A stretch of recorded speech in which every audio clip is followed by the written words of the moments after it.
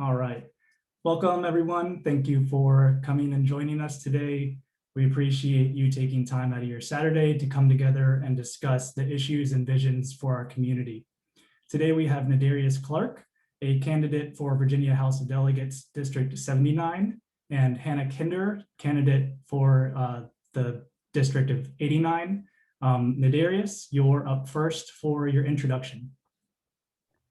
All right. Thank you, Max, for bringing me on, and thank you everyone for joining. I'm so excited to be a part of this conversation that is duly needed in our district here in the 79th and the 89th.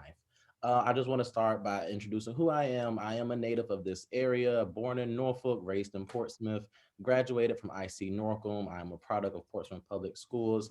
Then I went to Virginia Union University and graduated from there and got my degree in fine arts. So I'm definitely a fanatic of the arts.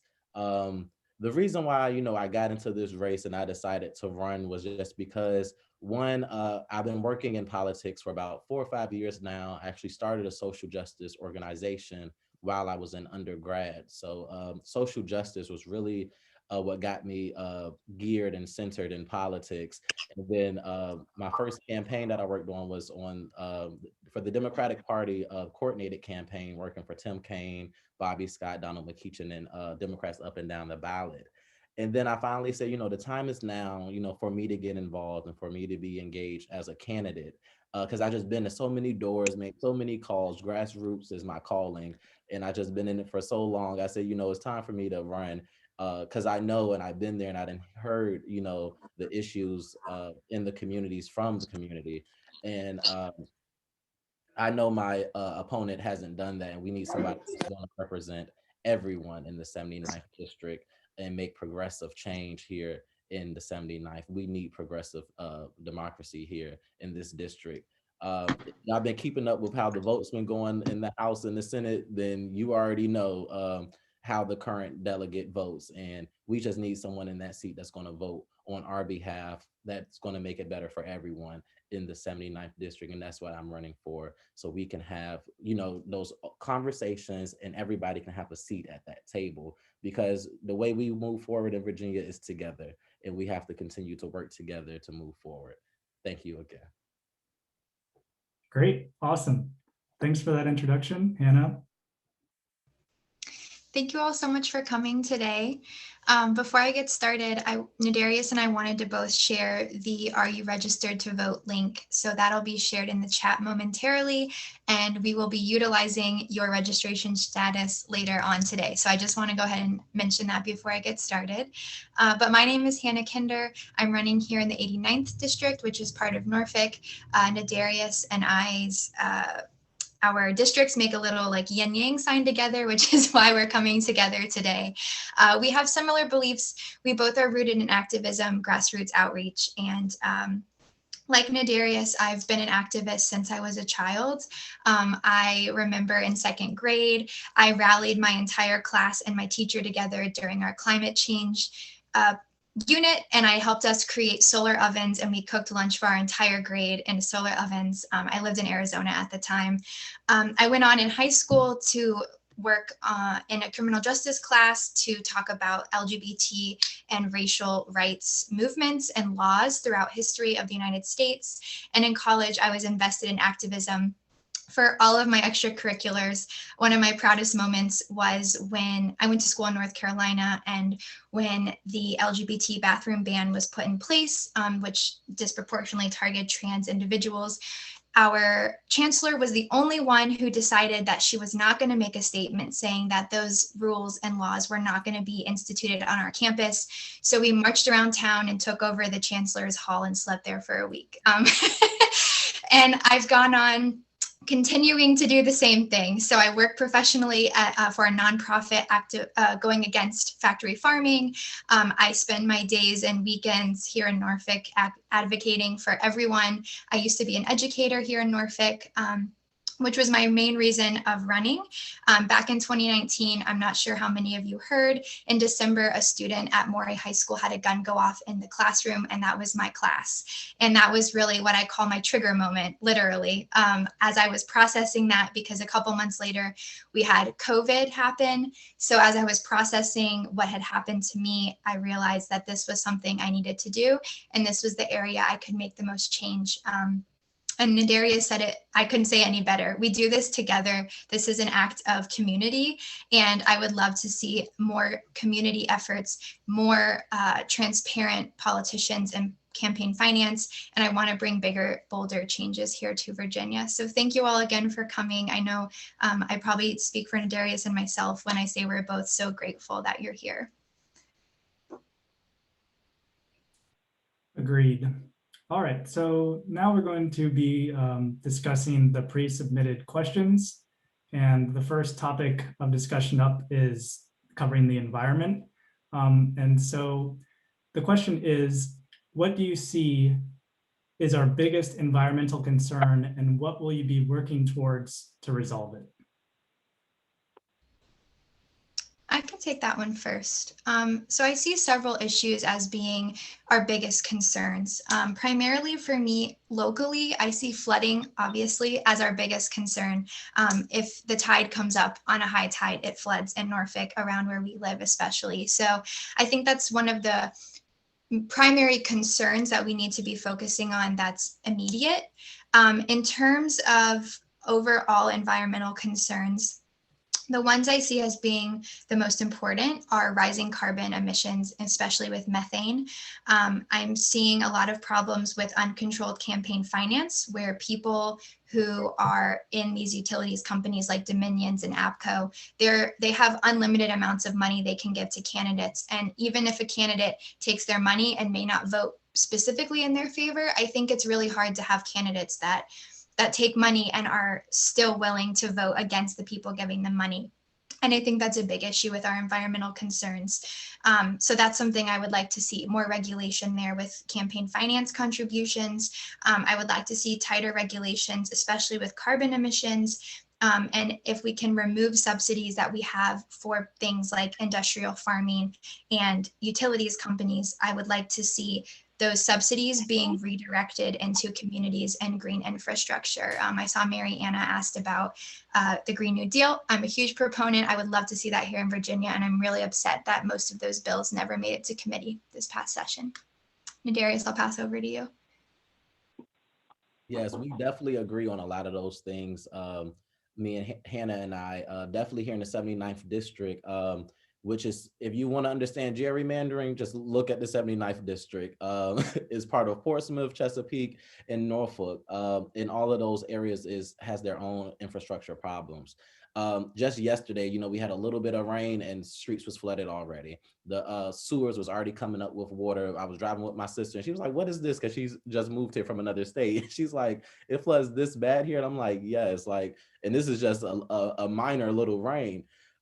So these are things that we have to combat. We get hurricanes here, so we have to have better infrastructure in our system, and that comes with having a better being environmentally friendly and having environmental justice. That's also plays a big role in the environment. A lot of times, so many times, the most polluted areas is the minority communities, and we have to make sure that everybody is having adequate homes where they're not being polluted and have to deal with those toxins every day. So that is definitely something I will be fighting for, along with like Hannah said, with the Green New Deal. A lot of those things just didn't make it to Virginia and to the House. But those are things that we would want to fight for and bring to the House and bring to the forefront, because it's so needed here. Most of the cities here is already under sea level. So that's why when we do get a high tide, when it does rain, it's just floods so easily. And we have to, progressively combat these issues, because if we don't, it's going to be a huge problem for the next generation. And if we're going to be who we say we are, we have to put in the work now so that the next generation can have a better quality of life. Also, with not only with infrastructure, but Portsmouth is actually planning to bring offshore winding to Portsmouth. So that is definitely something, I support, and I'm proud that we're bringing. And I would love to see other cities, step up to the plate and initiate some green energy plans, because we, as a community, a Hampton Roads community, we need to be more green. If it's more recycling programs or anything, we need to look at it in depth and see how can we convert Hampton Roads to go green. So many times, we have to make sure we're energy efficient. Like Hannah said, so many people take money from Dominion and other power companies.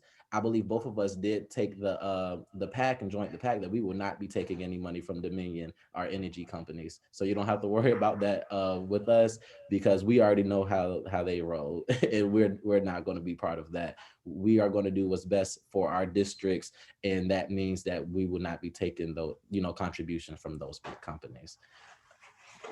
So thank you so much for that topic. Environment is definitely near and dear to I know Hannah and myself. Great. Yes, very well said, Nadarius. Can I pop back in real quick before we move on? Something that Nadarius said made me think of something that I think is really important. It's a question that comes up a lot, is why are you running for a state level office as opposed to something like city council? And I just wanted to share this while we're talking about the environment. I serve on the Norfolk Environmental Commission, and I know Nadarius and I have talked about this before, but Virginia is a Dillon state, which means that cities and localities cannot pass laws or policies without it being passed at the state level first. And so things, especially with environmental, I mean, really everything we're going to talk about today, but especially with the environment. I know there's a lot of things that Norfolk, I'm sure Portsmouth, Virginia Beach, Chesapeake, I'm sure all these cities have ideas of what they want to do within their cities in terms of environment or criminal justice reform, education. But because of the way Virginia is set up, we cannot unless it's passed at the state level. And that's why these local races that sit at the state seats are so important. And I know that we both talked about it, so I wanted to mention it. Seemed like an important plug right here while we have a little bit of extra time. So thank you. Great. All right. Carrying on to the next topic of discussion, which will be education. And the question is, how would you address inequality within education? Okay, I'll take this one first. Education is definitely near and dear to me, and Hannah also. I did student teaching when I was up in Richmond. I student taught at Meadowbrook High School, and it was a great experience. And so teaching is how you cultivate the minds of the next generation. And if we don't, take that seriously and make sure that we're, filling those minds up with valuable resources, then we have to make sure that the teachers are first taken care of. So many times, I have friends that's teachers, and they just do not make enough money. They need better funds. And then it's like they have to come out of their own pocket. They have to buy extra things for their classrooms just so that the kids can have the adequate equipment. And we're in 2021. We have enough funds, and that the government can procure to make sure that these teachers don't have to do that. And that's something that we would definitely be fighting for, because that's not something teachers need to be worried about. They need to be worried about their lesson plans and what's going on, and how to teach and how to better adequate themselves to make sure that they're given the best possible I lost the word, the best possible atmosphere, the learning environment for students. And that's so important. Definitely with the arts, a lot of art programs is dying. Definitely with COVID going on, it made it even harder to teach music and different things. And we know, me personally being a product of the arts, it got me through high school, it got me through college, and a lot of times it keeps people from getting in trouble and going into that criminal justice system. A lot of times people just need something to ground them in school and to keep them steadfast in school. And sometimes that is music or choir or arts or theater and different things. And we have to progressively fund those programs and make sure that we have those in every school, not just certain ones, because a lot of times only certain schools will get the funding, and then you try to tunnel in all the kids to that one school. And we learned that doesn't work, because you have to reach people where they are. And that's one thing that me and Hannah would definitely be fighting for, because education is so near and dear. So the funding is a big part. Definitely with the PPE, kids are trying to get back in school, and we need to make sure that we have the proper PPE to send them back to school first. Make sure we have the funds for that, and then technology. technology is steadily growing right now. School is virtual, and we have to make sure that when we go back to the classrooms that they have to correct technology to keep everything going. We can't go back to what we did, in 2019, in 2021, because it's a whole different ball game now. And we have to make sure that before we send kids back, one, that it's okay with the parents, that's okay with the teachers, and it's okay with the students. That is a trifecta. And we have to make sure that we're doing what's best for all three: teachers, students, and parents, because we know contact tracing is definitely important. I was a COVID safety captain for when I worked for Biden. And we have to make sure, that we're doing contact tracing. That's a really hard thing to do when you sending kids to school, and then they have their friends go home to their family, the teachers go home to their family, and it can create a whole nother, wormhole here. We have to make sure that, we're thinking about these problems beforehand and not after. So that's my take. I'll be talking about this until the cows come home. So I'm gonna pass it over to Hannah. That's perfect. Yeah. Everything Nadarius said, I agree with. So I won't retouch on things because I agree. And we can, there's so much we can talk about, like he said. So some things I would love to see in terms of making education more equitable. Yes, starting with the teachers, they have to be paid more. I'm going to say it again because it needs to be said and said and said and said until it happens. I'd love to see a minimum 60K. I think that that's appropriate and probably not even enough, honestly. I would also love to see funding specifically per teacher for their classroom. I know something that when I was teaching, most of that money was getting dumped right back into my students. And I was lucky enough to have had another job that kept me going within my nonprofit work that could help me, make ends meet. And most of my education money went right back into education. But it shouldn't be that way. And if I was under a different circumstance, I don't know how it would have worked. So I think that that's really important. We need to give teachers funding or grants or however it needs to work to get them access to materials that they need for their students.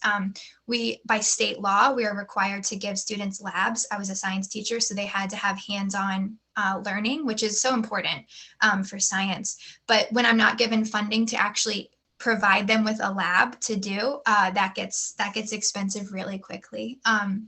So I think that's really important.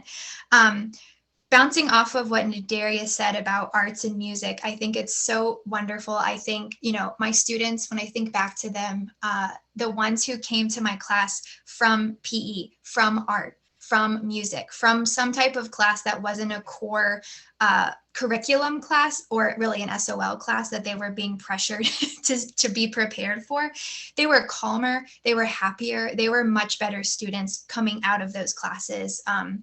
Versus classes where they had high pressure. And that was the next thing I want to talk about. We need to work on reducing the stress that is put on students and teachers for the SOL testing. It's been proven that standardized testing really doesn't show aptitude or education. It doesn't prove that they've actually learned anything. All it really proves is that they know how to take a test. So I think that we need to reform the way that works. And within that, we need to talk about the curriculum.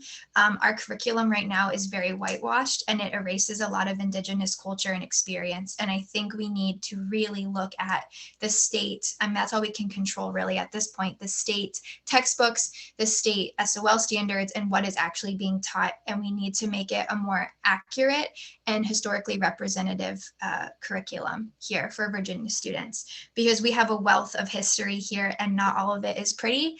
And I'd like to talk about that so students are prepared when they get on the real world to really make real changes for themselves and for their communities. I think that's important. And I also would love to see community gardens. I would love to see funding for that at the school level, just like with arts and music. I think it's important that students have time outside with the earth, connecting with the things around them. And that's also, it extends out into once they're adults, right? Community gardens are essential in a lot of communities to feed people. And in Norfolk, we'll probably talk about this later on, but I know that we have a huge economic justice issue. People are starving, people are on the streets. If we had more community gardens and we had people who were trained and knew how to cultivate the land here in an urban environment, I think we'd be set in a much better way. I'd love to see that. Yeah, great plan of action there. I wanted to add something because Hannah brought some things to mind when she started. And I just want to touch on mental health because right now with everything going on, we have to make sure that the students is mentally there. We just can't open schools back up and we don't know what students have been through.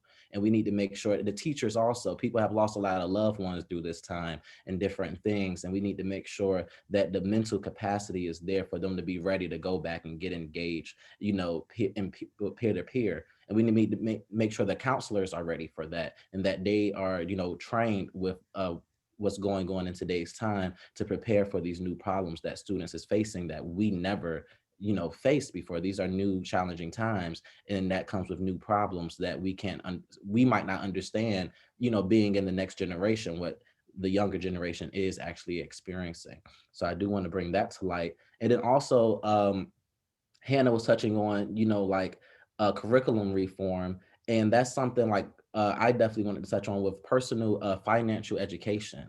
A lot of times, you got to go to college just to learn some finance and, business, and that need to be taught in high school. That don't need to be an elective, that need to be a class that you got to take to graduate, because that is so important when you get out of high school and you get into the real world, what's important and how to build your credit, how to make a budget and be financial savvy. Even if it's not for business wise, but for personal, we need to make sure that people is financially educated. Great. Thank you for touching on mental health too. Yes, we need that. And I can say from personal experience, just from my own, with the unfortunate situation in my classroom with the student and the firearm, I was given no mental health support following that as an educator, and neither were my students. And I watched many of them crumble and cripple. And I was watching them struggle with this over the next few months until COVID happened, when I didn't see them again, because they weren't given the proper mental health support following that incident. And likewise with community funding, which is a big piece of my platform, I think it ties into everything we're going to talk about today. It especially ties in with education, because when I see students coming in, they have the same clothes every day. They only wash their clothes because they come to school, where at least at Maury, we had washers and dryers for students to use, and they're only eating because they come to school. That's a huge issue. It's an equity issue. It's a community funding issue. It's an issue all the way around. And the students, when they come to me and they're asleep or they're hungry, they're not paying attention, right? They're never going to pay attention. And when they go home, they're not paying attention, because whatever is going on at home, they might be hungry, there might be fighting, there might be in a dangerous situation. They might not even have a home to go to. And that's becoming more of a reality here in Norfolk, especially with the St. Paul's community being leveled. Unfortunately, it's disgusting. The student impact there is so high. They can't get past their own lives to focus when they're in school. So we as adults, we as leaders, we need to make their lives, we need to support them, we need to uplift them and make sure them and their parents have the support and the resources that they need to have a proper way of living that is manageable. Like Mary Anna said, a minimum wage, it has to be livable. We have to have livable, equitable cities, because it really affects our students. And like Nadarius said, if they're not being taught personal finance, they're not being taught those critical things. Even if they get a really great job out of college, any student, I went through the same thing. I didn't know how to manage my money. And my parents even tried to teach me that. I think it's something that's so important. And the more we can teach students in different ways, the better off they'll be when they leave us. All right. Any other inspirations? No, Hannah really hit that one on the nail. Yeah. All right, so the next topic is a big one. It'll be gun violence and criminal justice. So the question is, gun violence is a big problem in our area, and it's growing across the state. How do you plan on tackling this issue? Okay, I'll go first with this one. Primarily with gun violence first. Literally just last night, I have the Ring doorbell app. So like when things happen, like everybody that has Ring can like talk to each other and they know what's happening. literally there was 20 shots let off in the community of Churchland, and the police was everywhere. And it's just, we really have to do some serious educating and some serious safety with guns, because a lot of times it is getting a little better now that you have to actually go in and not do the online testing to get your concealed carry and everything. And we have to just make it better, because me personally, I done lost so many friends to gun violence just because people don't, one, it's so easy to get your hands on guns, and two, is no educational piece. They sell you a gun and don't tell you how to load it, clean it, use it, or nothing about it. And it's like literally, I own a firearm, and I do believe, in the Second Amendment right, but I believe that you have to be educated and you need to be trained with that firearm. And you need to know that, hey, this can take somebody's life away, and the seriousness of that. And a lot of times people get these firearms and don't understand the seriousness of it and how easy it is for accidents to happen, and that bullets do not have a name on them. You have so many times just here in Portsmouth, we get so many times where kids are shot by stray bullets, and 2-year-olds and 4-year-olds. And it's so saddening, because these could be prevented just because we can get these guns off the street. There's more guns in America than people. That should never happen. That should never happen, when definitely half of the people can't qualify to buy guns. So it's like, we have to do better here in Virginia with more stronger reform with guns. And a lot of times that's a touchy subject, and people are like, don't take my guns and this, that, and the third. And it's like, well, do you really need an AK-47 like in your back, like in your house? Like, who are you, like, what's going on that you need, certain weapons in your home? So we just need to make sure that we're educating people, and that we're giving, and we're actually taking it city by city. Portsmouth is definitely, if you look at gun violence, it's probably almost number one in Virginia for gun violence. And that's just so saddening, because we're not a big, robust city. We're basically like a small town. We're not, a huge city. And for us to have so many people to die to gun violence, that is very saddening.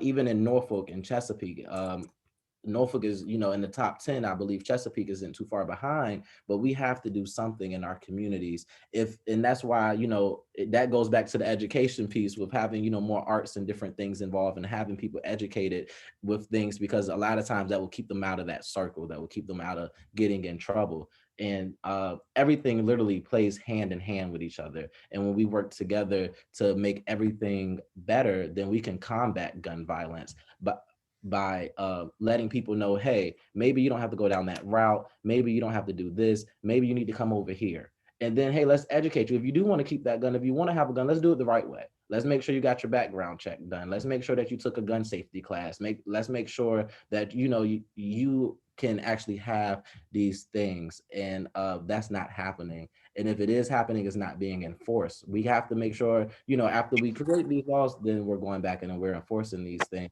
because so many people are losing their lives to gun violence. Whether it's a lot of people like to see color when it comes to gun violence, and that's not a color issue. That's a all-together issue. We are in this together. We're in the same country. When they shot down the street, I could have been that person down the street and got shot.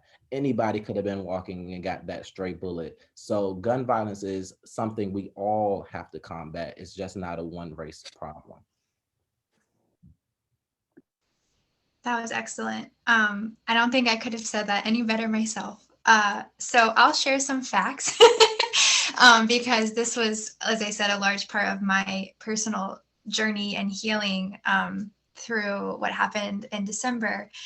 So something I learned was, in Virginia, 72% of gun-related unintentional injuries are from guns, and they are between the ages of 15 and 34. So 72% of children, 15 to, I would even include up to 20, probably 25, are being unintentionally injured by a firearm. And that is unacceptable.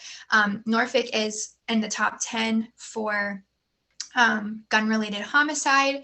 And I think a lot of like what Nadarius was just saying, when it becomes like a race issue or a color issue, it also becomes like an urban versus suburban or rural area, right? People are like, oh, well, don't go to Norfolk, don't go to Richmond, everyone's getting shot there. They, rural areas, suburban areas, I'm from the western part of the state, people love their guns there, and that's fine.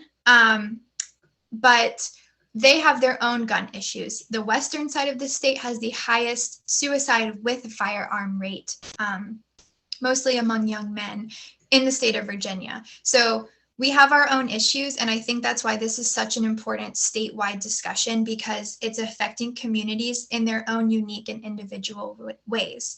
And Lavon brings up a good point in the chat about how the gun violence among youth has been rising in 2020. And I have seen so many more stories, even since COVID happened. It seemed like it was almost every other week I was seeing that a youth had been killed by a gun in Norfolk or Virginia Beach. I've seen a few in Portsmouth. It's becoming a really big issue. And I think this needs to be addressed immediately and in a much more succinct way than what has been happening. I know there were several gun-related ballots and bills brought to the General Assembly this year, and most of them didn't make it as far as I would have liked out of commission, or had way higher votes against them than I think would be necessary. So I think this is really important, and something I would like to see done is, like Nadarius said, a lot of times I think this becomes a very politicized issue, and it becomes, the left, the progressives, they want to take your guns.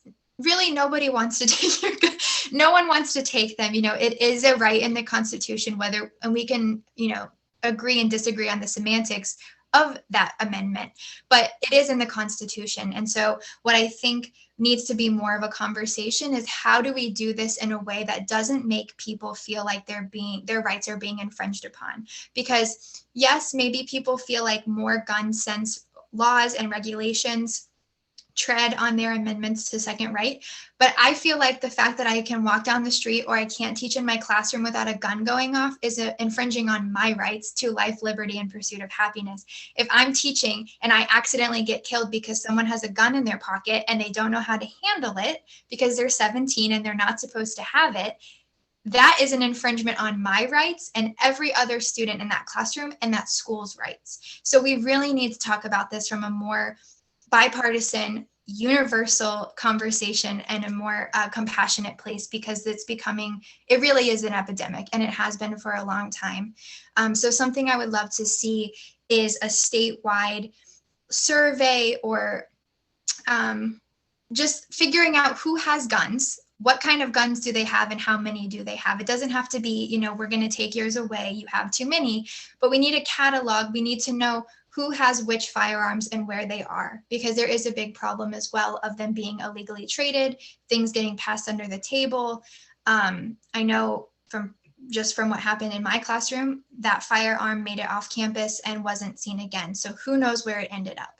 We need to know who has which guns as much as we can. There will always be the ones that are under the table and we don't know about them, but the more we can do to make sure that we are at least aware of most of them is a great step forward. And I think then we can begin discussing a little bit tighter regulations and passing these types of laws at the state level. Again, since we're a Dillon state, would allow places like Norfolk and Portsmouth and now Virginia Beach with rising gun violence epidemics and rates to begin taking their own tougher precautions, maybe than places that don't really need them. They might not have this much of a problem, but it gives us the capacity to take action where we need it. Right. That was well put together, and I agree wholeheartedly with everything Hannah said. But I do want to touch back, because she did bring up suicide and the rate here, not just in Virginia, but in America. America has the #1 suicide in the world. And mental health is just so important. So many times, a lot of people, they're not buying guns to hurt others. They are buying them to hurt themselves. And that's something that needs to be combated too. We're losing too many lives to that because of mental health, when a conversation could have saved a life. And we lost, we're losing lives just because we're not having those proper conversations. And that's something that's 100% preventable.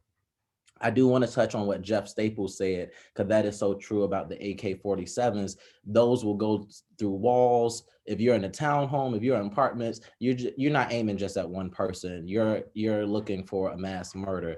And those guns, certain guns like that should just not be legal. We don't need to have those super heavy duty military grade weapons. And then I wanted to touch on what Ashton Ellis said about how the youth has seen it so much on TV, and it is a mental trigger to minorities, and not even just minorities, youth of all ages and stages, because it's becoming the norm. It becomes so normal when you see another Black woman or a Black man being killed and murdered, and it almost makes it part of society when you see it on a weekly basis. And then you try to believe, society isn't like that. That's another function of mental health. And that's a lot of things that, you have so many youth that's conflicted and confused because of the news and society and what they're seeing versus what they want to believe. And we have to have these discussions about, even social media and the news outlet of how they're putting the media out there. Yes, we need to know. Yes, we need to be informed. But how is the mental capacity of those that's watching these murders happen so often? And it's literally, I can name over 100 different names in the last 2 years alone that was brutally murdered by either the police or just Black on Black violence or just violence. It's so many countless lives that has been lost because a lot of times in the communities, we don't have the mental health people there, or we don't know where to go to get this guidance. And that's another barrier, definitely in the Black community, in the minority community, is we have to make it more comfortable for people to say, I'm not comfortable. We have to make it okay for people to say, hey, I'm not okay. I've been in this pandemic for a year and I'm just going crazy. Hey, it's okay for people to say it. We need to talk about it because we can combat so many things. We don't know who's on the verge of suicide or who's on the verge of snapping because they done got laid off and this, that, and the third. We have to have these conversations with people, even if it's your neighbor, if it's your friend, even if it's your enemy. We don't want to see, I don't wish any ill will on those that might not like me or vice versa. At the end of the day, we have to keep moving forward. And if a conversation can save a life, then let's have that conversation. I completely agree. All right, so the next topic is affordable housing, which is a huge issue in Norfolk and I'm sure Portsmouth as well right now. So the question is, people across South Side are facing evictions at some of the highest rates in the state. How do you see the state fixing this? I can start off. So I mentioned before what happened with the St. Paul's community. If anyone is not familiar, St. Paul's is a very, very large public housing community right near downtown Norfolk. And it is currently being knocked down. People are being evicted so that new mixed use shopping, new living quarters can be put in that space. It was not handled properly, and that's an entirely different, it is this issue, but I could talk for an hour on what happened here, and hopefully I will be soon having another session similar to this where we talk about that problem specifically because it's horrific. But in terms of what the state can do, I think there's a lot. I think, first of all, raising the minimum wage, although that isn't connected to housing specifically, raising the minimum wage will ensure that people have access to housing and that they can afford it. I know in Norfolk here, we have really high rent, and I think it's a mix of the military always being here with really high allowances on how much they're allowed to pay for their housing. I think it's having both ODU and the med school here. I think it's a mix of things that makes our rent very high. But that's a national problem and it's a statewide problem. And I think we need to seriously talk about rent caps or rent control for certain areas, because there's no reason why in Norfolk some places are going for as high of a rent as they are. And that brings me to another point. That's something I heard the other day, someone brought to my attention. They called their landlord a slum lord. They said, I pay over $1,000 a month and I have roaches and rats, and my lights don't work half the time, and my plumbing is going out into the street, and there's literally like a cesspool in the front yard of my apartment complex. And I know that that's a perpetual problem in Norfolk. And I think that we need to take a lot more action with landlords and rental companies and making sure that these buildings are being properly managed and maintained. And we also, again, need to make sure that these apartments and condos are in an affordable rental range and providing some type of cap on how much we can be charging people to live in a house. I think that that's all really important. I think there's like 1,000 other things I can say, but I want to make sure I give Nadarius some space to speak, because I think, he has things to say as well. Yeah, but I think raising the minimum wage and capping or finding some way of rent control, and not only rent control, but making sure that, again, those buildings are properly managed and not becoming hazards, that needs to be addressed. Absolutely. We have one of the highest eviction rates in the state here in Hampton Roads as a whole. I know Norfolk is growing, and every time I drive around lately in Norfolk, I'm seeing more and more and more houseless people, and it's becoming another epidemic. People are living on the street, and that's unacceptable.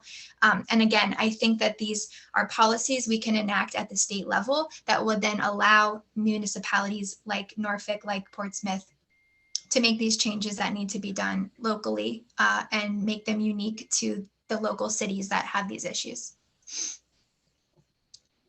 Definitely. That was well put, and I definitely agree.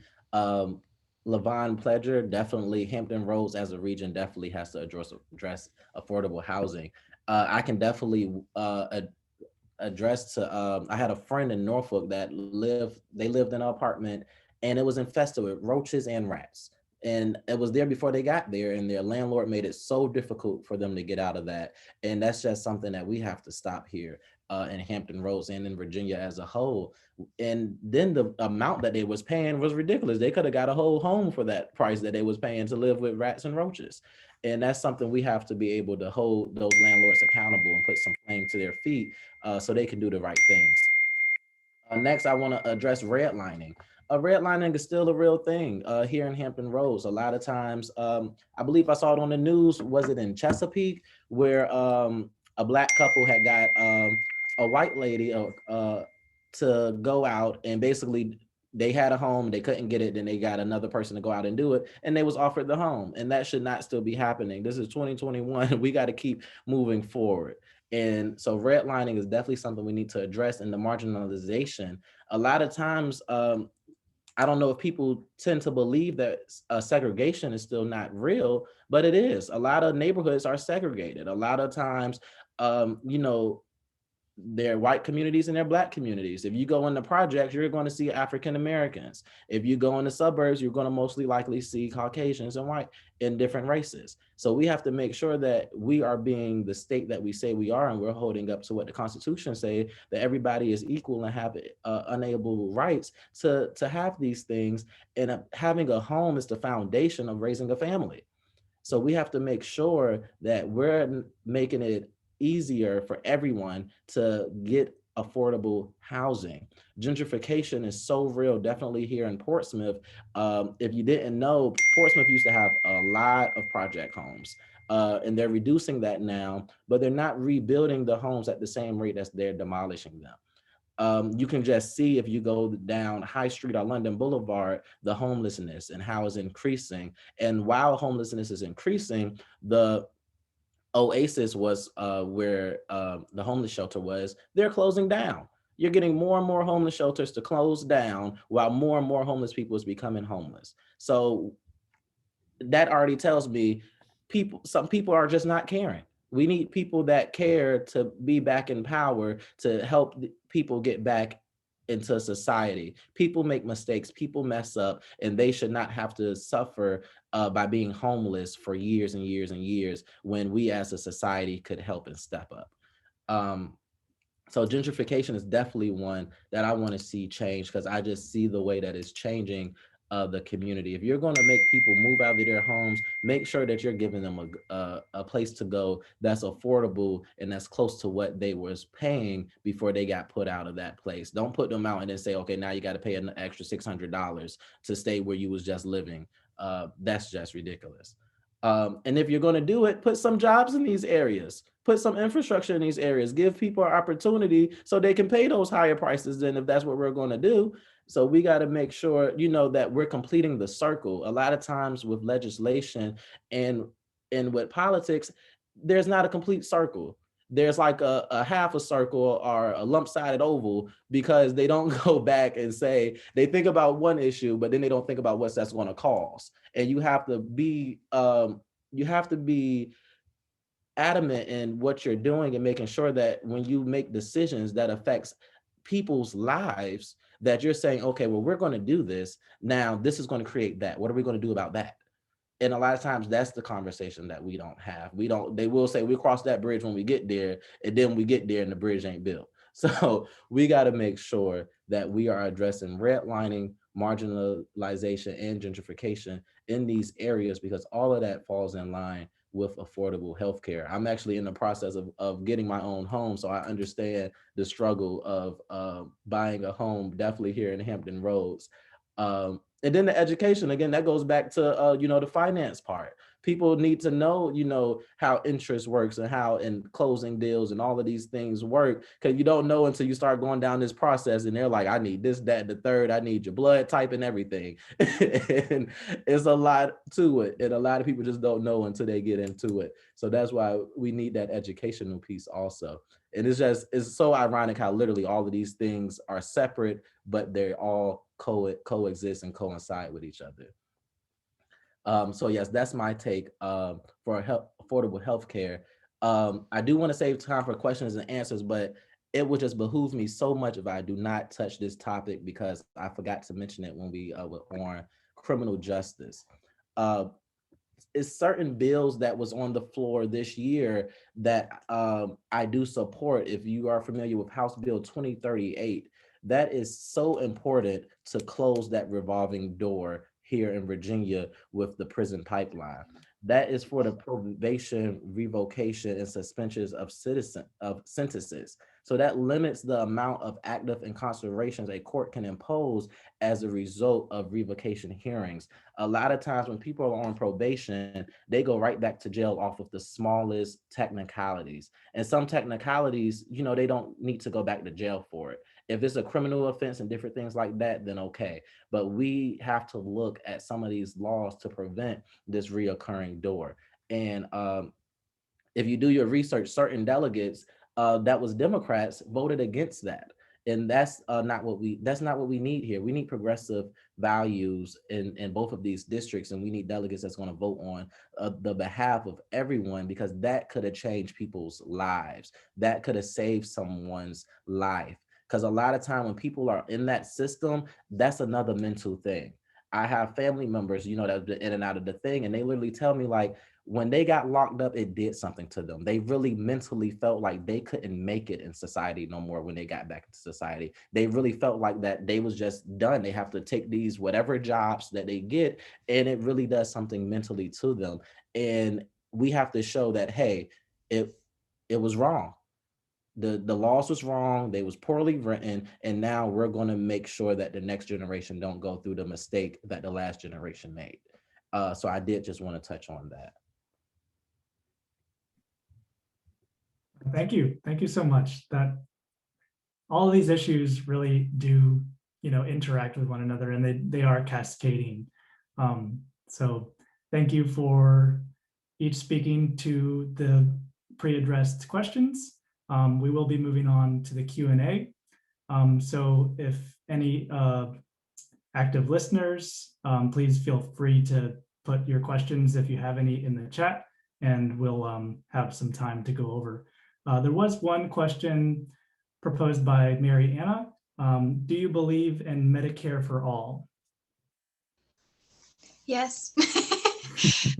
Yes, absolutely. And I had an interesting conversation with someone the other day, because my website doesn't say like passing Medicare for all, or Medicare for everyone. And that's because that is actually a federal policy. But I do on my website say access to not to education. Well, yes, access to education, but access to healthcare, access to Medicare for all. That is something we can do at the state level. And I 100% support that, and have been urging my elected officials up in Congress to also work on that as well. So thank you for that question. I think it's important. That goes back into, I believe, our discussion with affordable housing, with education, with criminal justice. People are going bankrupt, they're losing their houses because they have extreme medical bills. And that's something that we can really address. And, other countries, we always tout them for having the longest lifespans and healthiest, happiest people. That's because most of those countries have healthcare that is socialized in some form, and people don't have to literally be afraid of ending up on the street or choosing between their health and feeding their family. It shouldn't be a choice. It should just be a given. We all pay taxes. We're one of apparently the most civilized countries in the world. We should be able to afford healthcare for all of our folks. I think healthcare, housing, education are all more important than dropping bombs, which is what we're seeing happening now. So. Definitely. I agree. And I definitely support healthcare for all. I actually lobbied in DC for Medicare expansion and healthcare for all before Medicare was expanded. So I like to think that I was a little part of that. But yes, that is definitely near and dear because one, I had a grandmother that was on hospice for a few years, and she needed those different things that came with Medicare and hospice and everything like that. And she actually passed away on election day when I was working on the campaign. So I was like, the irony in that, but I know everything happens for a reason. And then just personally, I experienced, oh my God, this crazy healthcare system that we have here in Virginia. Back when I was in elementary school, I actually broke my jaw playing baseball. And now here in Portsmouth, that's why kids can't bring baseballs to school no more. So, and I had to have emergency surgery, and I had screws in my chin, and I had to get them removed. But no one ever told me 10, 15 years ago, hey, you got to get these screws out of your body because they can create toxins and pollute your bloodstream. So I had to find a doctor. Only one doctor in the whole state of Virginia was willing to work on me. I get there, they tell me that they don't know if my insurance is covered, so I have to pay everything out of pocket until they determine if it's going to be covered. Did you think I had thousands of dollars in my account? No, and that was terrible. Luckily, credit exists. I charged that credit card, had the surgery, and they didn't tell me after I drove an hour and a half to get there. And I'm like, well, I ain't going back home. You're going to have to take this out today. And it was just a horrible experience. It took them about another year just to reimburse me after they found out I had insurance. It was a horrible experience. And we shouldn't have to deal with that. And I know I'm not the only one that went through problems like that. And for you to have health care, for you to have insurance and still have to deal with these things. I think I had 2 insurances at the time. It still basically was no help.